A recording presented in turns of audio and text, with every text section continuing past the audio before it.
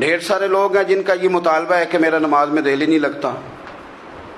पहली बात तो ये है कि दिल ना भी लगे तो नमाज फिर भी पढ़नी है, और दूसरी बात ये है कि दिल लगाने को भी तो कुछ इंसान के पास चीज़ें होनी चाहिए ना, कोई ज़रूरियात होती हैं। सबसे पहली बात ये कि मसला नमाज का नहीं, मसला अहमियत का है। आपने अल्लाह तबारक व तआला की ज़ात की, रब करीम के जलालत की जितनी ज़्यादा अहमियत अपने दिल में महसूस कर ली, उतना ही नमाज की तरफ तवज्जो आपकी बढ़ जाएगी।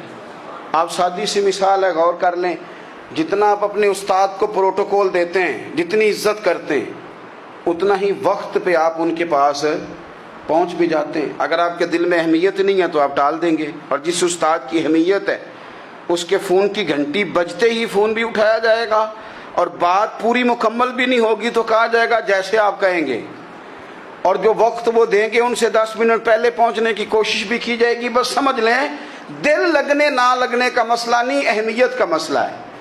आप जितनी अपने मालिक की बारगाह की अहमियत समझ लेंगे, उतना ही वक्त पे मस्जिद आएंगे, उतना ही शौक से नमाज पढ़ेंगे। दूसरी बात, नमाज के तर्जुमे पे गौर करें। आप यकीन करें, अगर नमाज का तर्जुमा हमें आ जाए ना, तो हमें तो यूँ लगे कि हम तो अपने मालिक की बारगाह में अर्ज़ो मारूज़ करने हाजिर हुए हैं। ये सूरह फातिहा ही देख लें आप। हुजूर फरमाते हैं, रब फरमाता है सूरत फातिहा आधी मेरी है आधी मेरे बंदे की है। जब उसने कहा अल्हम्दुलिल्लाह रब्बिल आलमीन अर्रहमानिर रहीम मालिक यौमिद्दीन इय्याका नअबुदु व इय्याका नस्तईन, जब यहाँ तक वो लफ्ज़ कहता है तो ये हिस्सा मेरा था। उसने अपने रब की तारीफ़ की, और जब कहा ना उसने इहदिनस सिरातल मुस्तकीम, अब बंदे ने इल्तिजाएं शुरू कर दी। उसने कहा कि मालिक भी तू है, रहमान भी तू है, रहीम भी तू है, इबादत भी तेरी करते हैं तो मदद भी तो तुझी से मांगनी है ना। अब मेहरबानी फरमाना इहदिनस सिरातल मुस्तकीम, हमें सीधा रास्ता दिखा दे।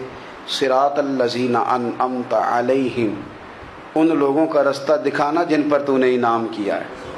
गैरिल मग़दूबि अलैहिम वलद्दालीन, उनके रास्ते पे ना चलाना जिन पर तेरा गज़ब हुआ, जो गुमराह हो गए उनके रास्ते। तो नमाज में जब तर्जुमे पर आपका गौर होता है तो आपका तो दिल खुद ब खुद लग जाता है, शौक बढ़ जाता है आपका।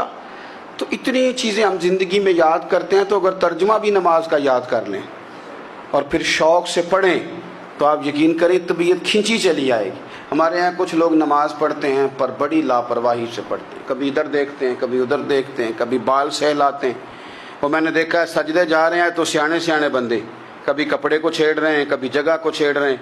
मेरे नबी करीम सल्लल्लाहु ताला अलैहि वसल्लम ने फरमाया, उन लोगों का क्या हाल है जो अपनी नमाज में नजरें आसमान की तरफ उठाते हैं, रुकू से उठे तो ऊपर देखना शुरू कर दिया, क्या हाल है उनका। और फिर हुजूर ने एक मौके पर तो सख्ती फरमाई, फरमाया जो नमाज पढ़ते अपनी नजरें आसमान की तरफ उठाता है वो बाज आ जाए, वरना ऐसा ना हो कि रब उसकी आंखें ही छीन ले, वो बाज आ जाए इस काम से। खुशू के साथ नमाज पढ़े, आजिज़ी के साथ नमाज पढ़े, उसका दिल लगा हुआ हो नमाज के अंदर।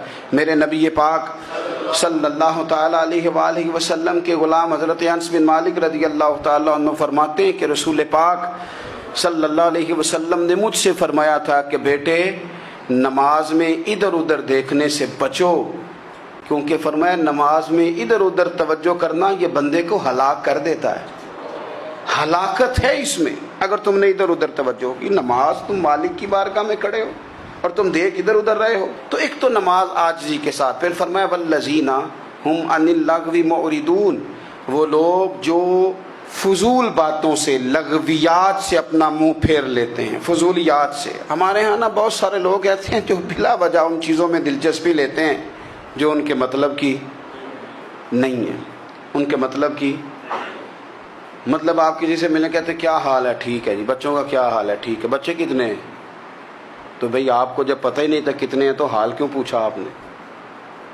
आप करते क्या हैं? आप का बड़ा भाई क्या करता है, छोटा भाई क्या करता है, अब्बा जी क्या करते हैं? भाई आपके मतलब की बात नहीं, आप मतलब की मकसद की बात करें, बेमकसद बातों में उलझने की ज़रूरत नहीं है। देखें, अपना इदारा मैं चलाता हूँ, अपना घर आप चलाते हैं, اپنی ڈیوٹی آپ کرتے ہیں. آپ کو زیادہ بہتر پتہ ہے کہ آپ اپنا گھر کیسے چلا رہے ہیں. مجھے زیادہ بہتر پتہ ہے کہ میں مدرسہ مسجد مجھے زیادہ بہتر پتہ ہے.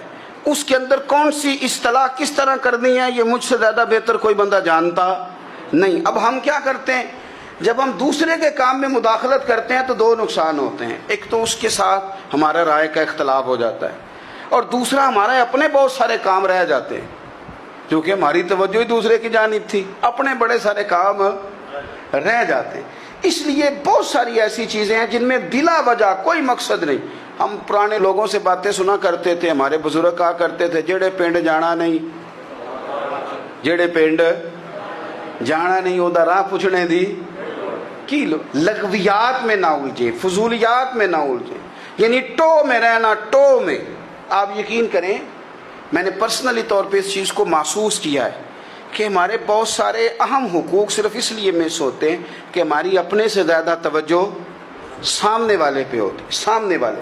میں نے دیکھا بڑے بڑے عجیب سوال اور بڑے بڑے انوکھے سوال, مطلب یہ کہ اتنی لمبی چوڑی, اور لوگوں کو بڑا پتہ ہوتا ہے یہ فلاں آدمی جو ہے اس کے بچے کتنے ہیں, وہ بیاہ کہاں پہ ہیں, کس کس علاقے میں ان کی شادیاں ہوئی ہیں. اتنی تفصیلات کی ہمیں ضرورت نہیں ہے.